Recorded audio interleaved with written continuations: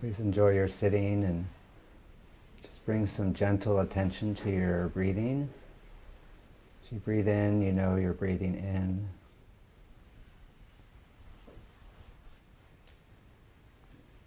As you breathe out, you know you're breathing out.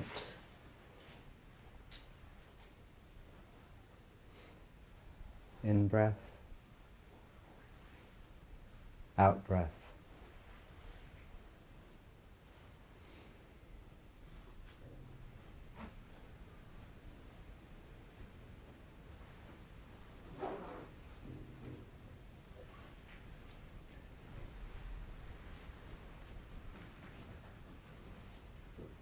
Breathing in, you're aware of your body. Breathing out, smiling to the body. Aware of body, smiling to body.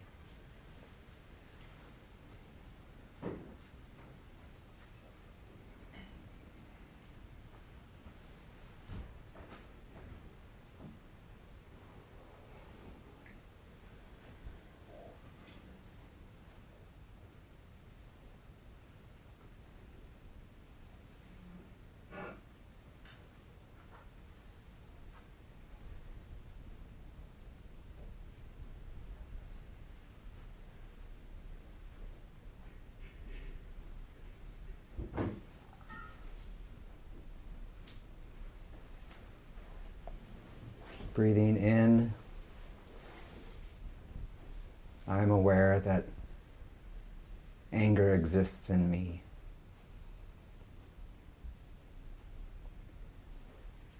Breathing out, I am aware that joy exists in me. Aware of anger, aware of joy.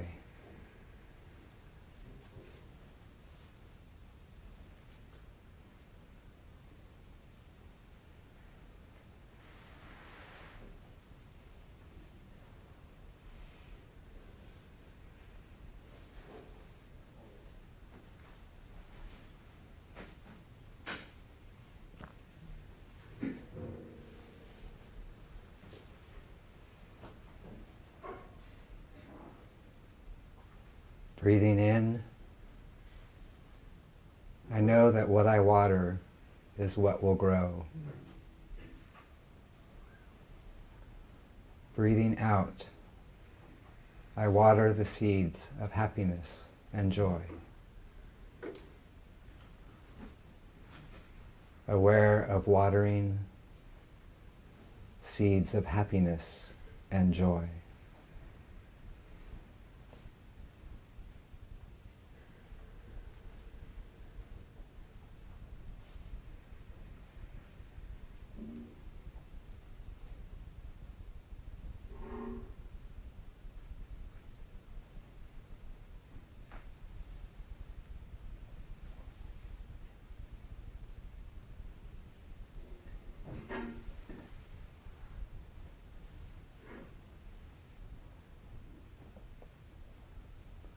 Aware of arriving, I breathe in. Aware of departing, I breathe out. There is no arriving. There is no departing.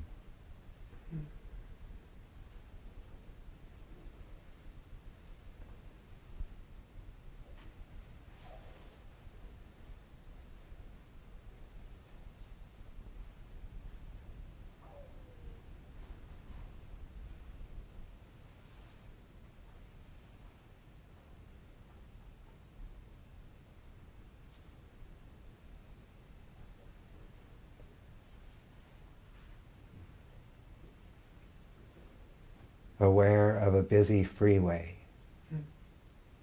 I breathe in.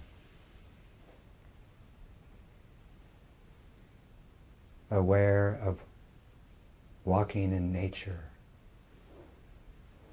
I breathe out.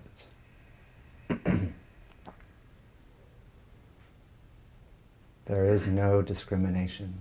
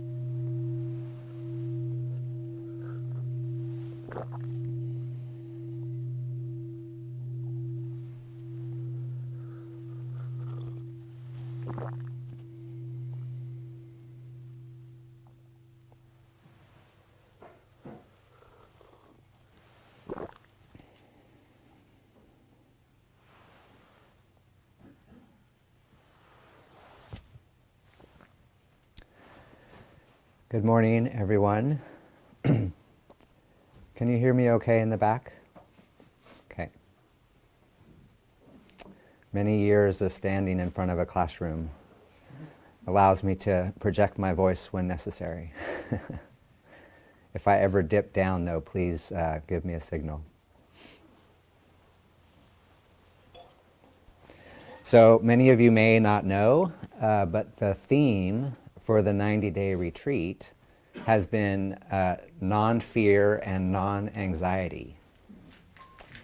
And although many of the Dharma talks have not directly touched on that theme, I thought I would share it with you because I think it's a good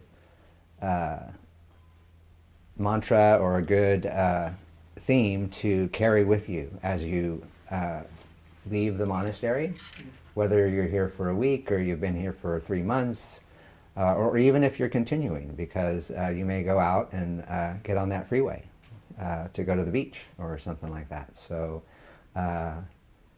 this idea of non-fear and non-anxiety is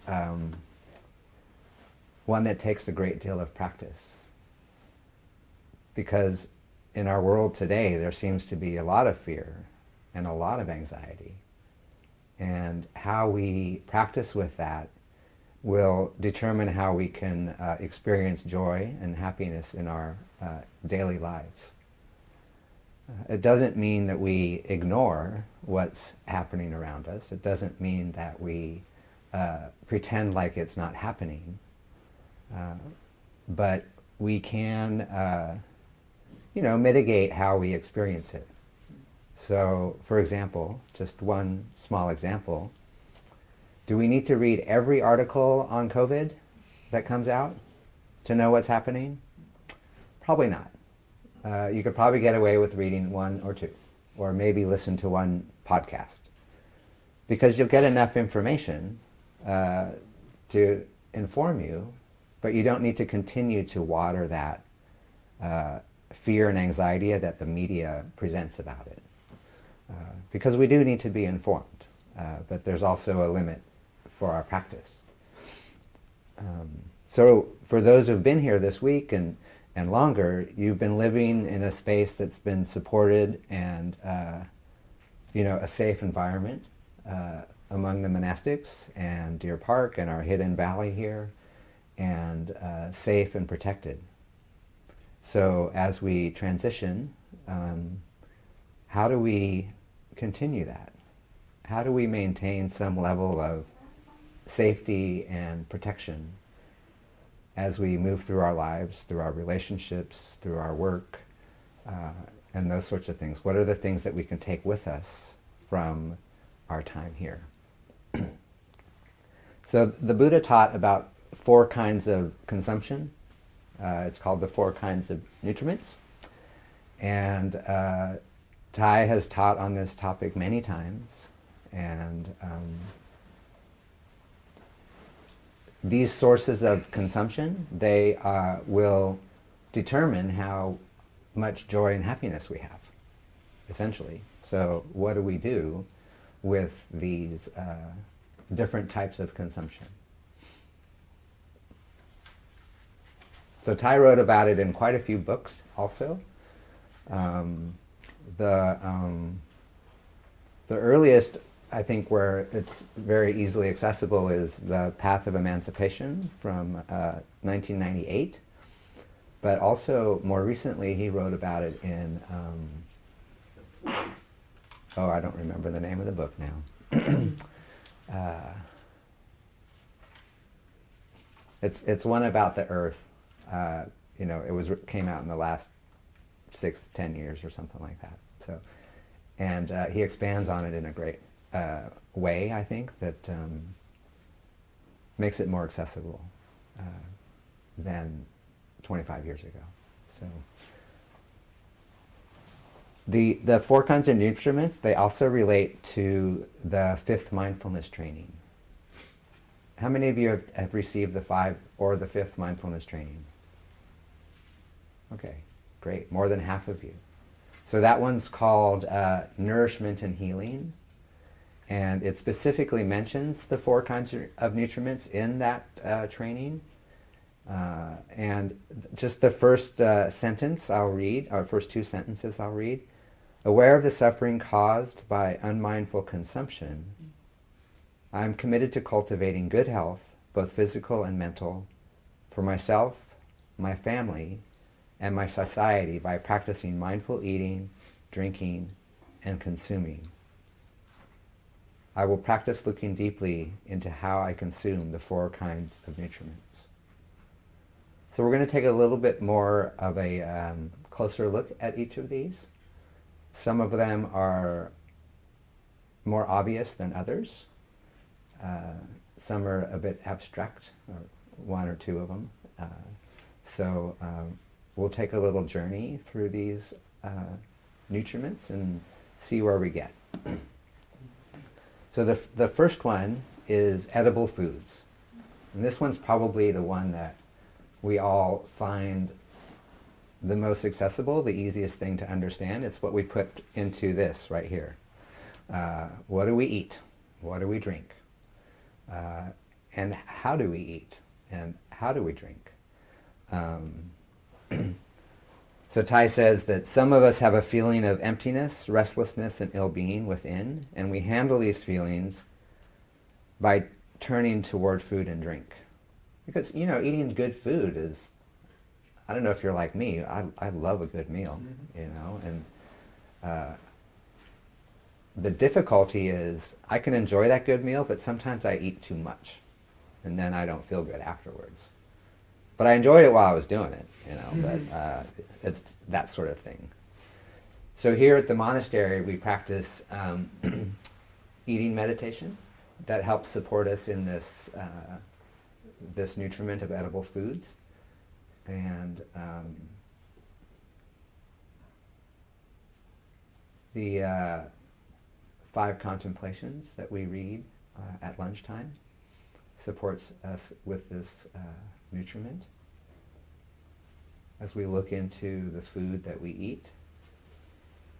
And the third part is that we eat as a sangha, so like where breakfast is a little bit loose and dinner is sometimes a little loose, but lunchtime we eat together. We sit together in the hall, we wait for the bell, we listen to the 5 contemplations, and we eat for 20 minutes in silence, and then we can get up and get more food if we need to, or go wash our dishes.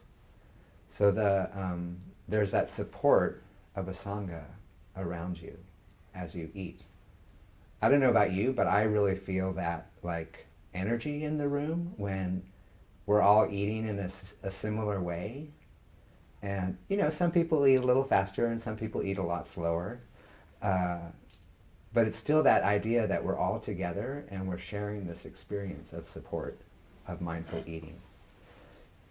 And when we are outside the monastery, how can we create or recreate something similar to that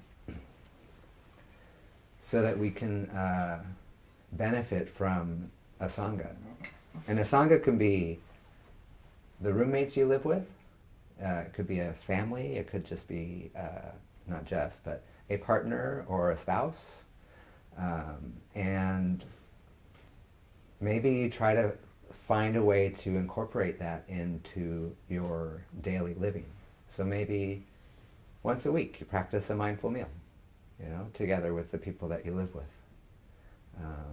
Or you invite friends over and you say, okay, we're going to practice a mindful meal this evening, and that type of thing. So that you can get that support of a sangha, that community of people that can help guide you, support you, be practicing in a similar way. And I know that's not always possible in every circumstance for folks. Sometimes we don't live with somebody who is interested or supportive of things in that manner. So you can do it on your own also. It's just easier with a group. It's the same with sitting, like when we go to sitting together in the hall, it's usually pretty easy because we're there around a group of people all sitting together. And maybe it's less easy to sit in your room by yourself. I know I find it easier to sit with the group rather than sit by myself. So the Buddha taught this nutriment by telling a story, and people hear this story and they're like, "Oh my God, what is he talking about?" But he talks about a couple who are traveling across the desert from one city to another with their young child, and they get halfway across the desert and they've run out of food, and they don't have enough to finish the journey. And so this couple makes the very awful and difficult decision to kill their child and eat the child as they journey across so that they can make it. And they carry the meat of the child on their back so it dries in the sun as they walk. And the Buddha asked the monks, "Do you think the parents enjoyed eating their child?" And the obvious answer is, no, Lord, they did not. And so the Buddha tells this story to illustrate that if we're not mindful of our consumption, our edible consumption, it's like eating our own children. And so we try and cultivating eating habits that support our body and support our environment and our world and our community. So this can be a choice to eat a vegan diet or a choice to eat a vegetarian diet because it's a healthier food source, but also because it is a better food source for the planet. And we're really aware of that today in our day and age. So as you leave the monastery, maybe you were a meat eater before you came, or maybe you are a meat eater. That's okay. Thai was really clear. He said, if you are a meat eater, we invite you to try to reduce your meat consumption. Maybe you don't have it twice a week, you have it once a week. Or maybe you don't have it 3 times a month, you have it once a month. So just start to kind of look at that and see, is this a shift that I can make in my consumption of food in my life? we don't need to be rigid or dogmatic about it, but we can, look closely at what it means to eat animals and animal products. And as we practice that mindfulness, we may gain our own insights around that. So it's one thing that we can do.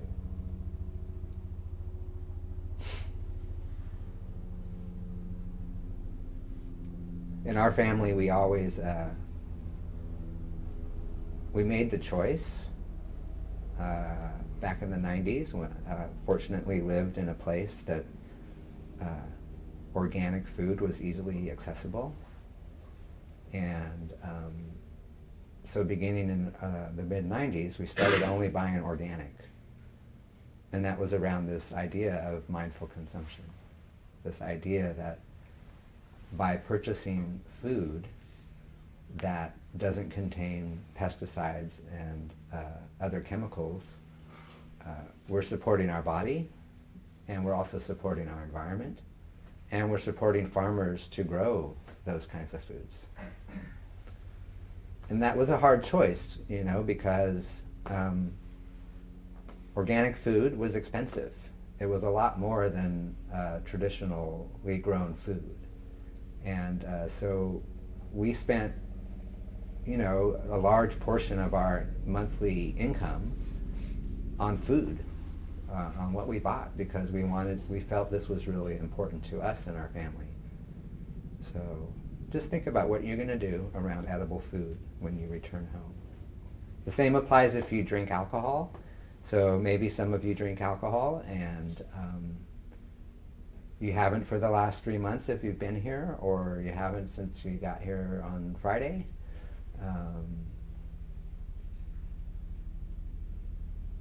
But reconsider, what that type of consumption does to your consciousness and your ability to practice mindfulness. And in the trainings, it's just another training, just like the 5th one. It talks about it. And again, we don't need to be super rigid about this, but just be aware of what this practice of alcohol consumption does to ourselves internally, our mind up here, and also to the environment, because there is also an environmental cost to producing alcohol. So that's the first nutriment. Maybe I should write it on the board. Of course, you all got it, I think. So this one is edible foods.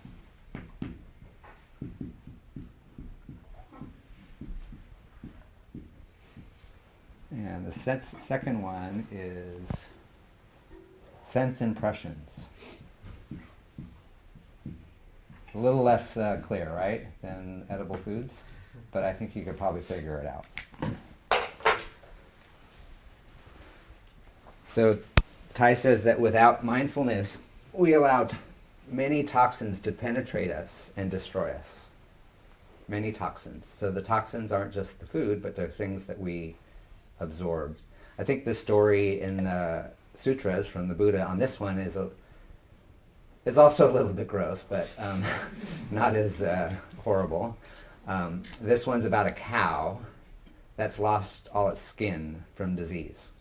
And wherever the cow moves, it, if it leans up against a tree, it just absorbs everything that's on the tree, all the insects and bark and everything just gets into its body. Or if it lays down on the ground, it picks up all the animals, not the animals, but the insects and bugs and so forth that are on the ground. So it's just like this skinless cow that's just absorbing things, okay? So that's sense impressions, okay? So that's literally, it's getting all those impressions from around itself. So,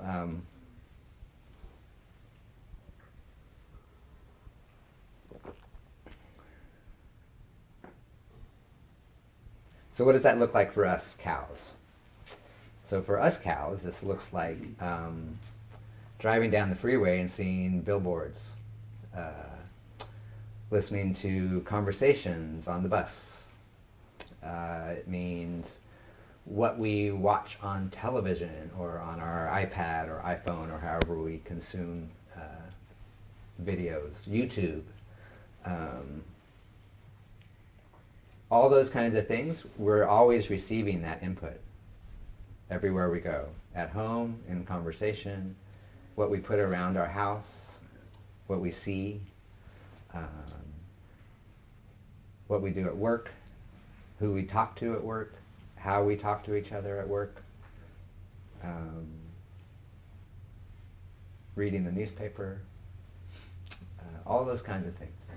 Those are the sense foods that we are eating on a daily basis. I remember one time in the, I guess my stories are old, but sometime in the 90s, it was in the 90s, I was living in a rather difficult neighborhood in San Francisco. Difficult in the sense that there was a lot of poverty, there was a lot of violence, and I think that covers it. So one day I was riding home on the bus, coming up a road almost to my house. I was like a block from my house. And I witnessed a shooting in the liquor store on the corner. I don't know if it's true anymore, but back in those days, like every corner had a liquor store sort of thing. And so I see this, and I don't respond. I don't like have an experience about it. You know, I just finish the bus ride, and I go home, and I tell my wife that, you know, hey, I just saw a dead body on the corner. And as I reflected on that,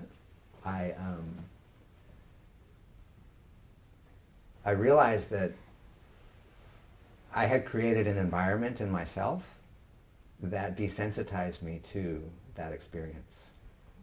And it disturbed me. I was upset then, after I had this chance to kind of like, you know, reflect on it a little bit more. And so I looked at my consumption, you know, what I was eating around consumption. And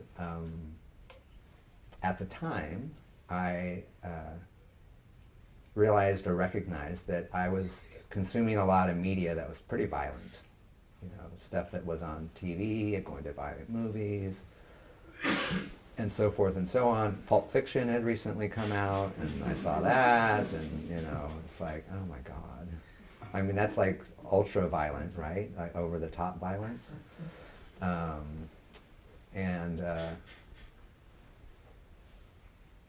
So I determined not to watch violent movies and violent TV shows for a period of time, for as long as I could. I did watch The Matrix in 1999, but what the experience brought me was that I needed to bring mindfulness to my consumption. Like, if I chose to go see The Matrix, then I need to be aware of what impact that may have on my mind and my heart and my practice, right? So it doesn't mean that I shouldn't go to the movie. It just means that if I do go to the movie, I need to go with my eyes wide open. That I'm not a blind consumer. That I'm bringing attention to that. And it's not a perfect kind of solution, but it's one that I came up with out of this experience, this sense food that I received on the corner, and all the stuff that I was consuming at that time impacted how I related to the suffering around me. So at home, what we can do is we can create an environment that's supportive to us. So for example, In our home, we have these little like boards that are wood boards like this, and on them is the calligraphy of a lot of the different gathas. So the gathas are little verses that we can use to practice. So like I had one up in my room until I memorized it, which is the waking up in the morning gatha. Waking up this morning, I smile. 24 brand new hours before me. I vow to look at all beings. Oh, well, now I can't remember it. Anyway, you get the idea. I have to be waking up to say it. It just comes into my head when I wake up. It's like before I get out of bed now. It's like I open my eyes and I say this little thing in my head before I get out of bed. And it's the first vow of the day. But you might have these little signs with these little gathas, like one by the window for opening the window. There's one for opening the window. You could have one in the bathroom for brushing your teeth, and you can read that while you're brushing your teeth. Brushing my teeth, rinsing my mouth. That goes something like that. And one in the kitchen for chopping vegetables, or one by the sink for washing dishes. There's one for turning on the water, where they come from the mountains. And so there's all these little things that you can put around your house to help remind you to come back to the present moment of what you're doing right there and then in front of you. And it's really great if you have, if you have some calligraphy you can put up in your house that you can just have and enjoy. And it's great if you have a roommate or a partner, a spouse, children who support you in this, and you can support each other as you go through the day. And maybe they're not a practitioner and you want to put up the thing by the sink for brushing your teeth. I don't think anybody would get mad about that, and just put it there. Maybe they'd actually enjoy reading it, So that's, and in this COVID era, we also, many of us work from home. So working from home, how do we create that environment for working at home? Maybe you put an orchid nearby that you can enjoy looking at from time to time.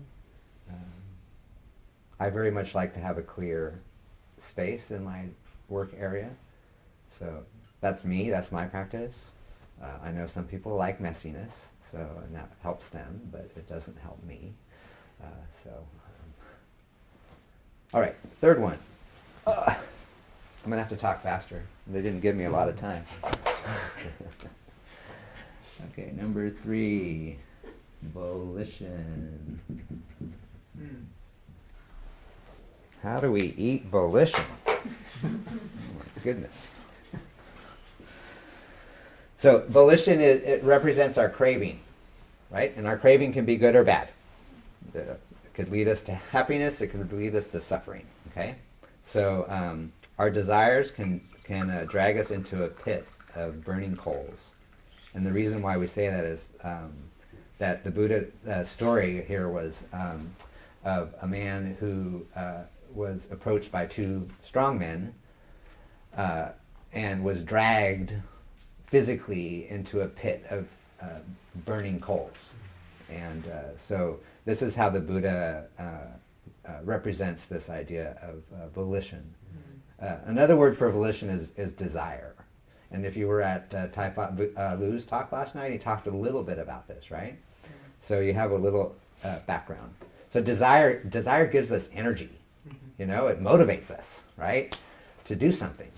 We may have a desire to be rich and famous. We have desire to be on. I can't say. Is Dancing in the Stars still on or anything like that? Where is my desire taking me? And what is its nature? What's the nature of our desire, right? So some of you here are investigating the monastic life for yourself. And Thai says becoming a monastic is kind of like joining a revolution. You have to be willing to give up everything because you want liberation so much. This is volition. It's like to become a monastic is like huge. It's like Giving up everything for liberation. Wow. Giving up everything that's out there in the world. And of course, we don't all have the same kinds of desires, right? Some of us want to be, rich and famous.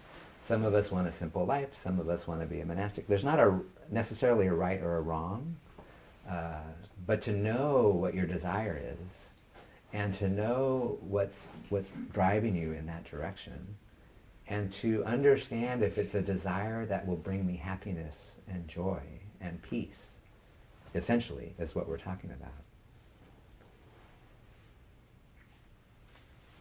So for many years, probably 20 years, maybe longer, I've had this desire for a simple life. Something simple. Few possessions, ride my bike to work, so forth. But of course, I always wanted, the latest gadget, because I'm a gadget guy. I have been since the 90s. I've had many, many, many gadgets over those ensuing 25 years, 30 years. And so it was often in conflict with my desire for a simple life. The other thing is we have families or partners that move us in a certain direction, or inform or influence the direction we can go. So I may have had a desire for a simple life, to live here at the monastery and practice here at the monastery. But my partner, she wasn't too keen on that idea. She didn't want to do that. She wanted a simple life too, but not at the monastery. So that can pull us in a direction in some ways, right? Our career ladder. So for my career, I did everything right?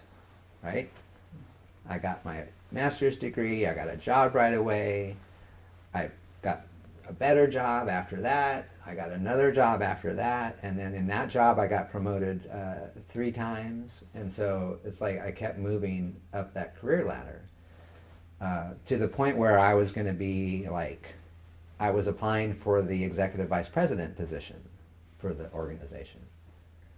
And fortunately I didn't get it, but I had a desire for it, but not really. I was being pulled by society and by my people that I worked with around me.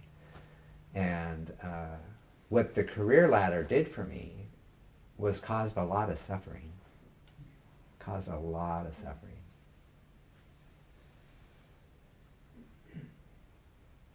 So much suffering that 3 years ago I was in the hospital for an extended time for severe depression, anxiety, and planning to kill myself.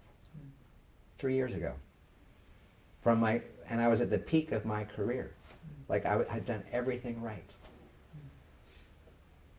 Been in the same relationship for 30 years, had 2 wonderful children, and yet it caused me a lot of suffering. And so coming back from that has been a very slow. It takes me back to the desire for a simple life. So I moved here almost 1.5 years ago, and it's been great. I still suffer, of course, but it's much better than it was. I retired from my career and let it go. Something that was so part of who I am. I'm done. And I haven't thought about it at all, really. I don't miss it at all. I sat in meetings all day, so it wasn't always that exciting anyway.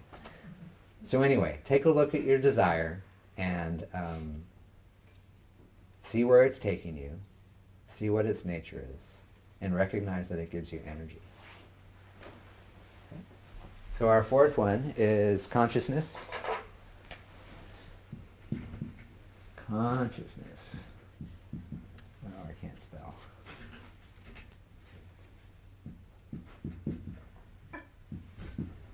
How'd I do? Did I spell it right? Looks pretty good. Well, you're missing a U. I'm missing a U. After the O. Oh well. Don't put it on the camera. So here the Buddha talks about a criminal who's being punished, and the criminal has been his sentence is to be killed.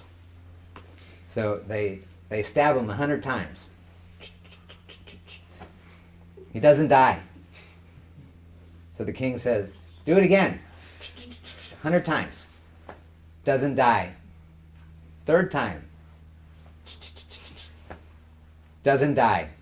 Okay? So this is what, our consciousness, if we're not careful about what we put into our we continue to water, like something, right? So this is the stabbing. What we water is what grows, right? So like if we have, we allow anger to come up in our mind consciousness and let it stay there for an hour, we're eating anger for an hour, okay? And on the other side of it is if we let joy come into our mind consciousness for an hour, we're eating joy. So this is what our choice is. What do we want to consume?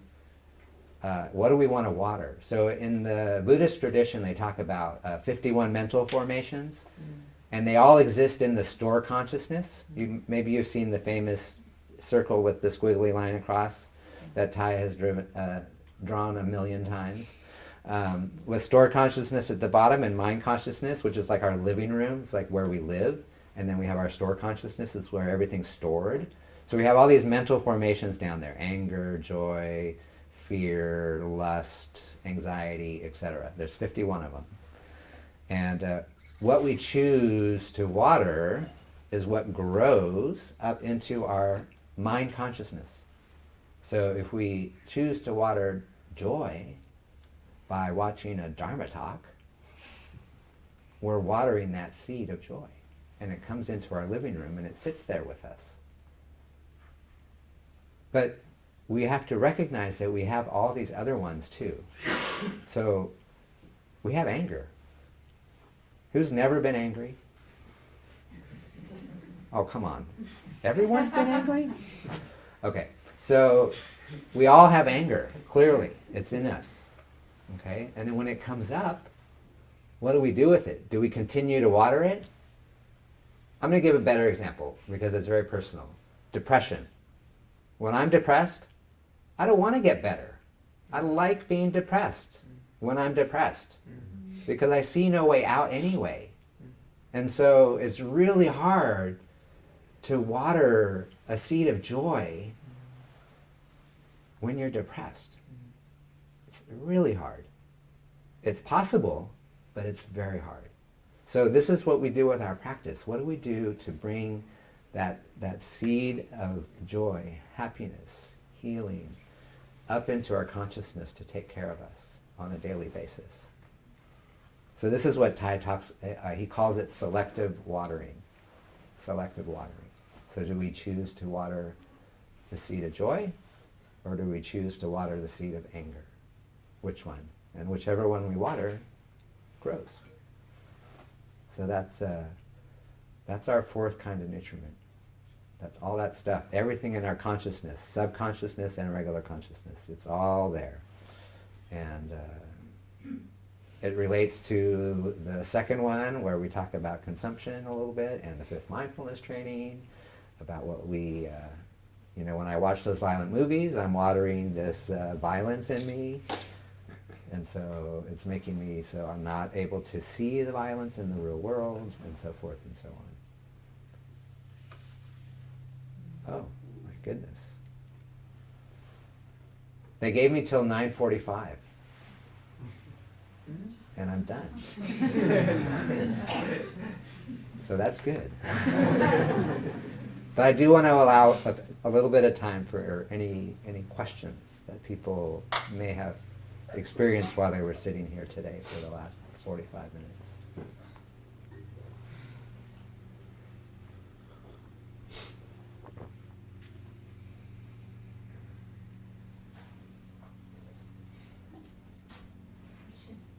Oh yeah, sorry, thank you. I'm just enjoying my water.